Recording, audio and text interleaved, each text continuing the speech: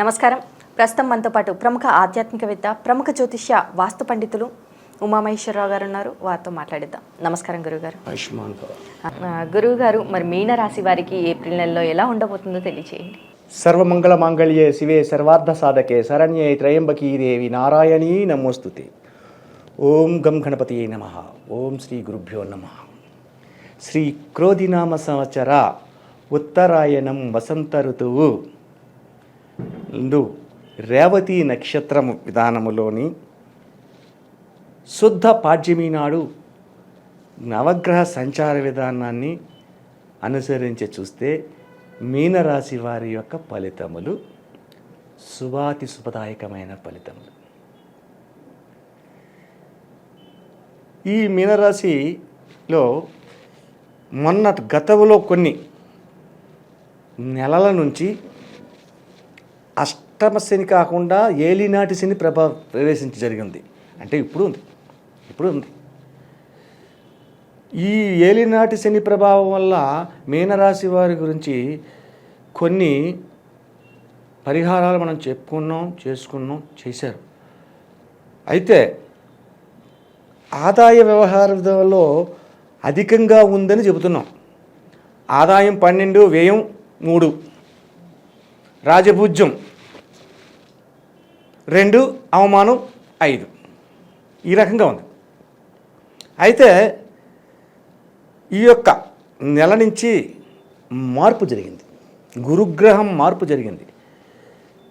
ఎప్పుడైతే ఈ గురుగ్రహం మార్పు జరిగిందో ఉన్నతమైన స్థానానికి మారింది.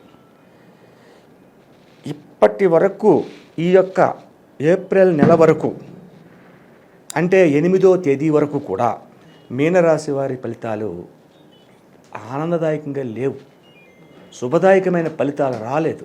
కానీ కొంతమంది నిష్ఠాతులు ఈ రాశి వారు చాలా బాగుంది, చాలా శుభదాయకమైన ఫలితాలు వచ్చేసాయి, స్త్రీల వలన లాభదాయకమైన ఫలితాలు వచ్చేసాయని చెప్పుకున్నారు. అవన్నీ జరగలేదు. గతంలోంచి నవంబర్, డిసెంబర్, జనవరి, ఫిబ్రవరి, మార్చి ఇంతవరకు కూడా ఏం జరగలేదు. అంతా నష్టంగా, ఆదాయం చూస్తే ఆదాయం లేదు, అలాగే రాబడి రావట్లేదు, ఉన్న డబ్బులు అయిపోతున్నాయి అనే భావనతో బాధపడ్డారు. ఏదో నెట్టు రావాలి కాబట్టి నెట్టుకుంటూ వచ్చారు. కానీ ఈ యొక్క ఏప్రిల్ నెల నుంచి శుభదాయకమైన ఫలితాలు పొందుతున్నారు, అత్యధికమైన లాభాలను సంతరిస్తున్నారు. వీళ్ళు ఊహించని విధముగా ఎక్కువ పరిణతి చెందిన లాభాలని మాత్రమే సంతరిస్తారు. చిన్నదాని గురించి వెళ్ళరు. ఈ యొక్క మీనరాశి వారి గురించి ఇంకో విషయం చెప్పచ్చు. వీళ్ళ మనస్తత్వ విధానం చెప్పాలి. ఎలాగుంటుంది వీళ్ళ మనస్తత్వం? ఒక సింహం ఉంది. ఆ సింహం ఏదో గృహలోనో ఒక పొదల చాటున ఎక్కడో నిద్రపోద్ది. ఎంతసేపు నిద్రపోద్ది? 18 గంటలు లేకపోతే 20 గంటలు నిద్రపోద్ది. లేగదు. దాని విశ్రాంతి ఎక్కువ అవసరం. అయితే నిద్రలేసింది, ఆహారం కావాలి. ఎవరైనా తీసుకొచ్చి ఆహారం ఇచ్చారనుకో, అది తిందో. నువ్వెవడ దాకడానికి? నా మనస్తత్వం అది కాదు, నేనే సంపాదించాలి అని తాను వేటకి వెళ్ళినప్పుడు ఏదో చిన్న చిన్న జంతువుల్లో లేదా ఇంకోటి దాంట్లో తీసుకోదు. ఏనుగు కావాలి, గజరాజు. ఆ గజరాజు వచ్చేంతసేపు సింహం నడుచుకుంటూ వెళ్తుంది, కనపడేది అనుకో. ఎంత వయ్యారంగా నడుస్తుందంటే కొత్త పెళ్లి కూతురు కూడా అలా నడదాం, ఇంకా అంత అందంగా నడుస్తుంది. సింహం నడక గురించి కవులు చెప్తారు. అలా నడుచుకుంటే వెళ్తాడు సింహం. ఏనుగు కనపడింది. ఒక్కసారిగా పైకి ఎగిరి దాని కుంభస్థలం మీద తన పంజాతో కొట్టి కుంభస్థలాన్ని చీల్చి ఆ కుంభస్థలంలోని మెదడుని తింటారు. ఆ మెదడుని తిన్న తర్వాత దీని ఆకలి తీరేదాకా దానికి కావాల్సిన ఏదో తింటారు, తర్వాత వదిలిసిపోతారు. సింహం మనస్తత్వం అది, మీనరాశి వారి మనస్తత్వం అది. వాళ్ళ భోజనం వాళ్ళే తెచ్చుకుని సంపాదించుకోవాలి, కానీ ఎదట వాళ్ళు ఇస్తే ఒప్పుకోరు. వీళ్ళు నువ్వెవడ నాకు భోజనం పెట్టకి అనే మనస్తత్వం కలిగి ఉంటారు. అయితే ఇంత గొప్ప మనస్తత్వం ఉన్నా కూడా ఎదుట వారికి ఎక్కువగా సహాయ సహకారాలు అందిస్తారు. సహాయ సహకారాలు అందించినందువల్ల వీరికి సంఘంలో గౌరవ మర్యాదలు పెరుగుతున్నాయి. ఈ యొక్క రాశివారికి ఏప్రిల్ ఉగాది కాడి నుంచి కూడా అత్యధికమైన గౌరవ మర్యాదలు పెంచడమే కాకుండా ఉన్నతమైన స్థానాన్ని సంపాదిస్తున్నారు. ఉన్నతమైన స్థానము అంటే ఒక రాజకీయ నాయకుడు ఉన్నాడు అనుకోండి, వాడికి అనుకోకుండా ఇంకా పెద్ద స్థానాన్ని తీసుకోవడం. ఒక చిన్న డైరెక్టర్ ఉన్నాడు అనుకోండి, అనుకోకుండా ఆడు ఒక పెద్ద డైరెక్టర్గా మారడం. ఒక చిన్న హీరో ఉన్నాడు ఆడు స్టార్ హీరోగా మారిపోవడం. ఇటువంటి విధానంగా వీళ్ళకి మీనరాశి వారికి లాభదాయకమైన ఫలితాలు పొందుతున్నారు. అత్యధికమైన లాభదాయకమైన ఫలితాలు ఎప్పుడైతే పొందారో శుభయోగతత్వంగా ఇంటలోని శుభ కార్యక్రమాలు చేస్తారు. ఇంట శుభ కార్యక్రమాలు అంటే పరిణితిని మించిన ఖర్చు కూడా పెడుతుంటారు.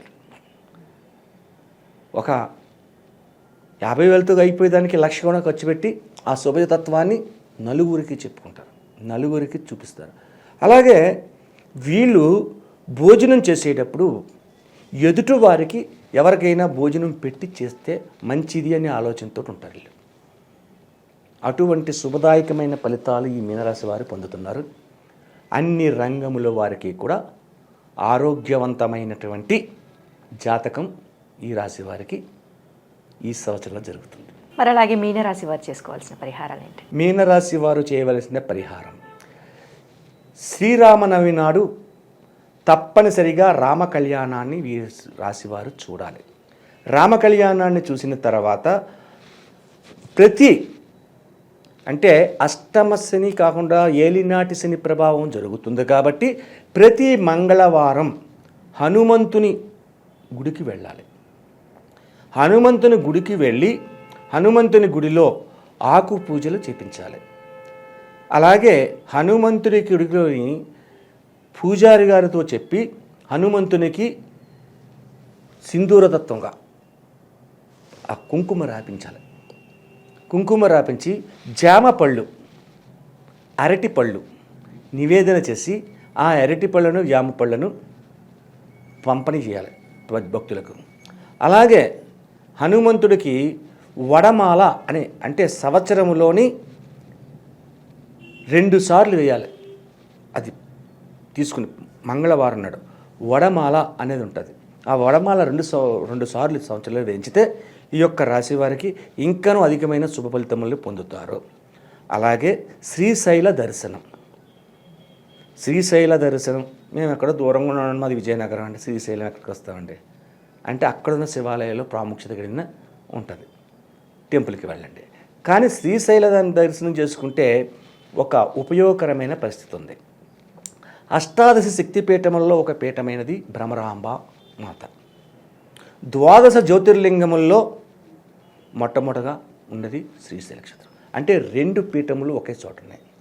అష్టాదశ శక్తిపీఠములు 12 జ్యోతిర్లింగములు కలిగి ఉన్న క్షేత్రం కాబట్టి శ్రీశైల దర్శనం చేసుకున్నందువల్ల ఉపయోగకరమైన పరిస్థితులు ఎక్కువగా పొందుతారు. అలాగే గురుగారు, మీనరాశి వారికి మరి ఏప్రిల్ నెలలో ఎలా ఉండబోతుంది, అలాగే వీరు చేసుకోవాల్సిన పరిహారాలు ఏంటి అనేసి చాలా చక్కగా వివరించారు. ధన్యవాదం. ఆయుష్మాన్ భవ.